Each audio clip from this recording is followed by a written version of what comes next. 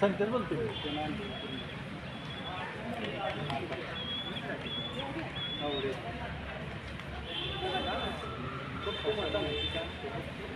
आपल्या कराड शहर पोलीस ठाणे हद्दीतील DB पथकानं एक मोठी कारवाई केलेली आहे। त्यामध्ये एकूण 17 मोटरसायकली आतापर्यंत जप्त केलेले आहे। एक चोरटा आहे, त्याला चोरट्याला पकडण्यासाठी आपल्या पोलीस स्टेशनच्या टीम यांना गोपनीय माहिती मिळाली आणि DB टीमला पण गोपनीय माहिती मिळाली। त्यावेळेला आमच्याकडे एक रात्रीचं 2 वाजता एक कॉल आलेला होता। त्या ठिकाणी कॉल अटेंड केला तर त्या ठिकाणी एक चोरटा जागेवरती आम्हाला मिळाला गाडी चोरी करताना। त्यावेळेला गाडी चोरट्याला त्यावेळेला पोलीस स्टेशनला टीम आपली घेऊन आली। त्यानंतर त्याला चौकशी केली असता जवळजवळ त्याच्याकडून 17 मोटरसायकली चोरल्याचं त्यांना आत्तापर्यंत निष्पन्न झालं।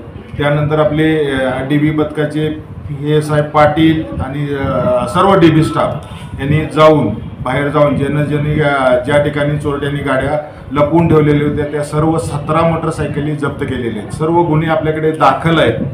त्यापैकी 13 गुन्हे आमच्या शहर पोलीस स्टेशनचे उघडकीस आलेले आहेत आणि पेठ वडगाव आणि गोकुळ शिरगाव पोलीस स्टेशनचे इतर 4 गुन्हे उघडकीस आलेले आहेत। अजूनसुद्धा त्याच्याकडून काय गुन्हे उघडकीस येण्याची शक्यता आहे।